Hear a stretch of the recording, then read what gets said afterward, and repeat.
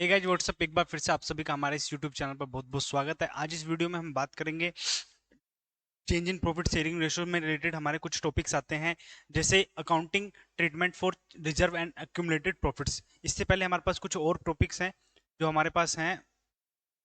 सबसे पहला जो पॉइंट आता है हमारे पास, accounting treatment for goodwill.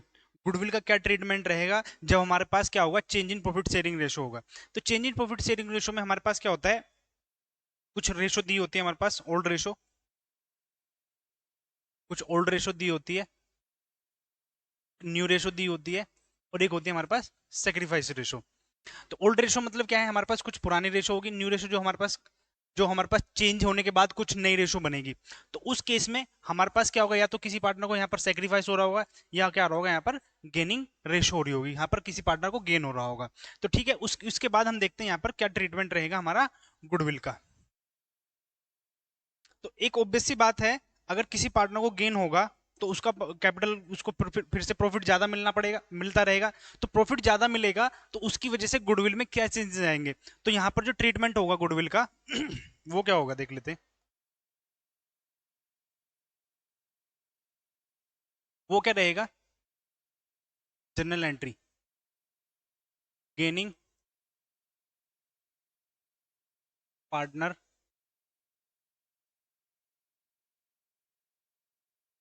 Capital account debit. Gaining partner, जिस पार्टनर को यहाँ पर गेन हो रहा होगा उससे फिर हमसे कुछ ना कुछ उससे गुडविल का हिस्सा लेना पड़ेगा। तो उसका जब गुडविल का हिस्सा लेंगे तो उसका अकाउंट क्या करना पड़ेगा, यहाँ पर डेबिट करना पड़ेगा। तो gaining partner capital account debit to sacrificing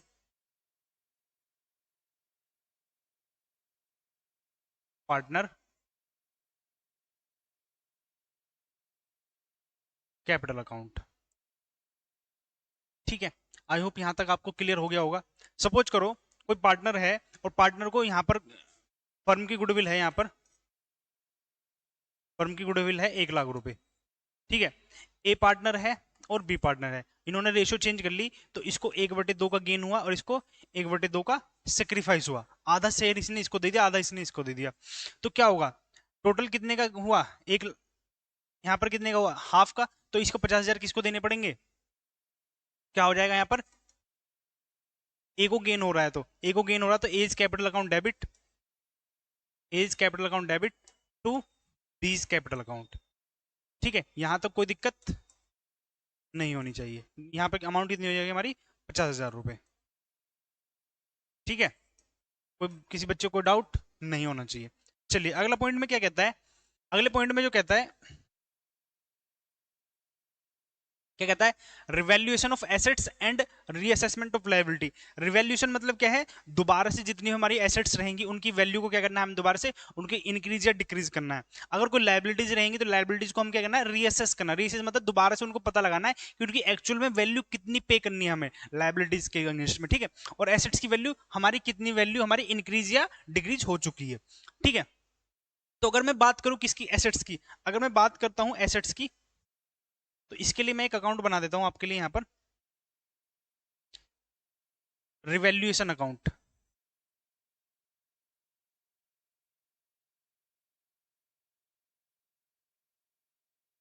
यहाँ पर क्या हो जाएगा,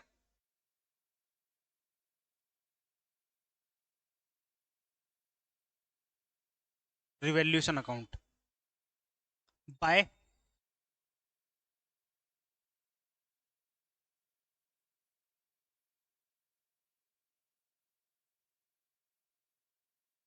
बाय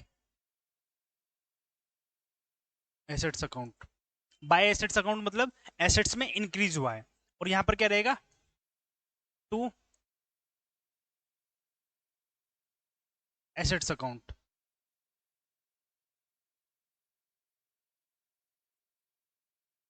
ये क्या है यहाँ पर,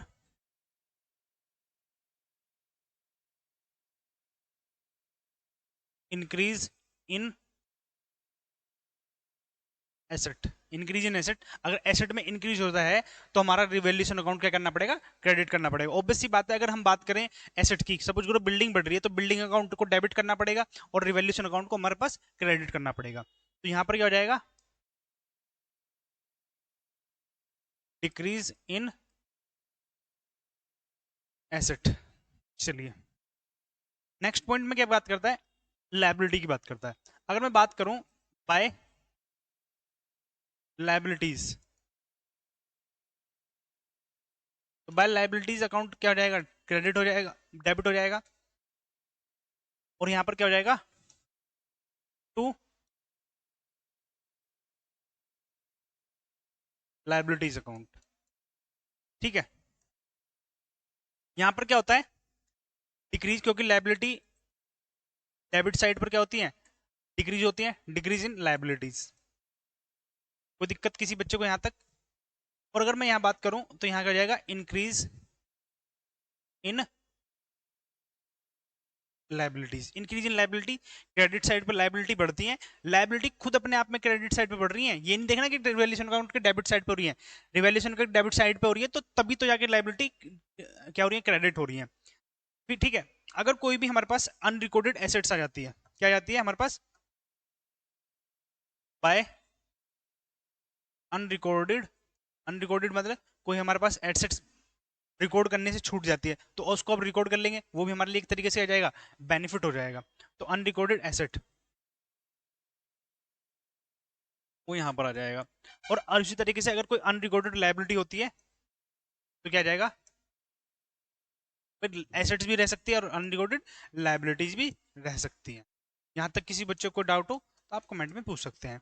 ठीक है, फिर बात करते हैं हमारे पास, हमने रीअसेसमेंट ऑफ लायबिलिटीज भी कर लिया, और reassessment sorry revaluation of assets कर लिया, और रीअसेसमेंट ऑफ लायबिलिटीज कर लिया है। अब बात करते हैं इनके होने से क्या होगा।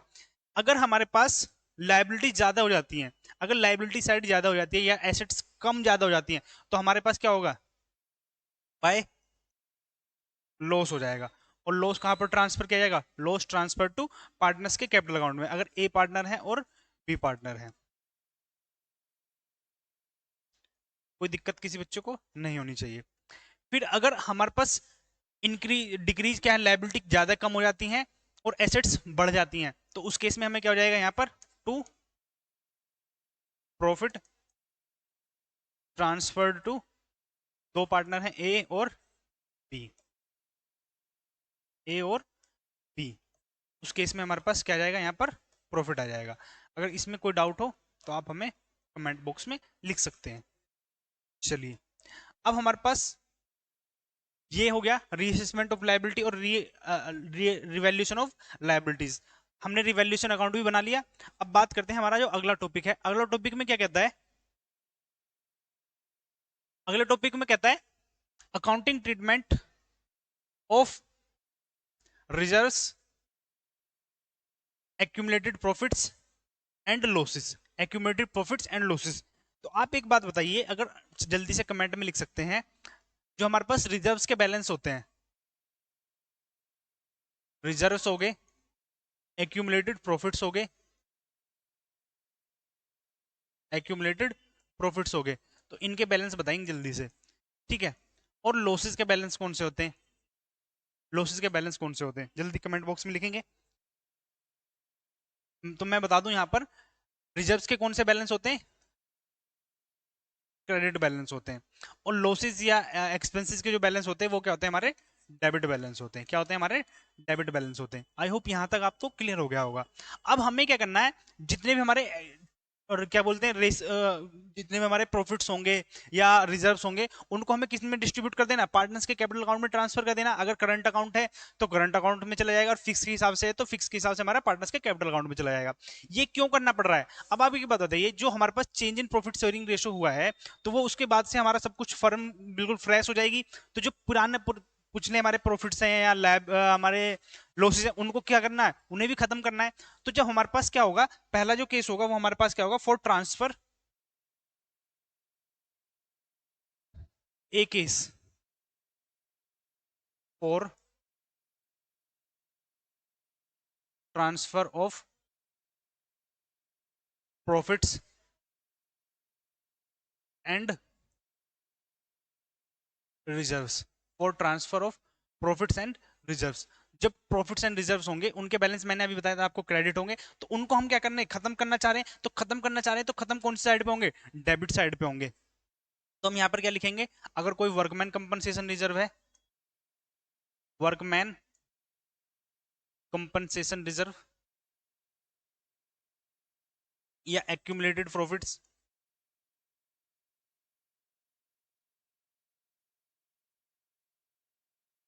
Account debit, debit. तो उस केस में हमारे पास अगर कोई और भी रिजर्व बच जाता है, अगर कोई और भी रिजर्व बच जाता है, जैसे इन्वेस्टमेंट फ्लक्चुएशन रिजर्व बच जाता है, investment fluctuation reserve account debit, तो ये पार्टनर के किस में चला जाएगा, पार्टनर के कैपिटल अकाउंट में, पार्टनर्स कैपिटल या करंट अकाउंट में। आई होप यहां तक क्लियर हो गया होगा। लेकिन अगर मैं बात करूं, हमारे पास अगर एक्यूमुलेटेड लॉसेस आ जाते हैं, एक्यूमुलेटेड लॉसेस आ जाते हैं फॉर ट्रांसफर ऑफ लॉसेस, अगर कोई लॉस है तो लॉस के बैलेंस क्या होते हैं, डेबिट बैलेंस होते हैं, लॉस के बैलेंस क्या होते हैं हमारे पास, डेबिट बैलेंस होते हैं। तो उस केस में क्या कर लेंगे, हम इनको यहाँ पर क्रेडिट कर देंगे। तो पार्टनर के अकाउंट क्या करने पड़ेंगे, हमें डेबिट करने पड़ेंगे यहाँ पर, पार्टनर्स कैपिटल या करंट अकाउंट डेबिट।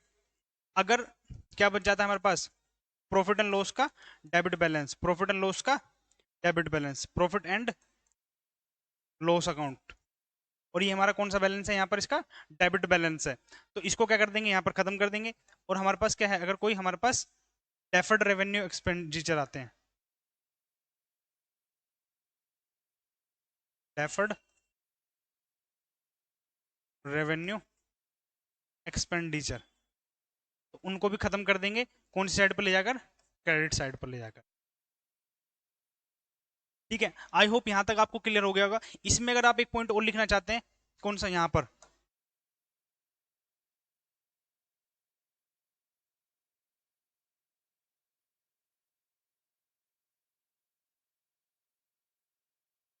तो यहां पर एक पॉइंट और भी लिख सकते हैं,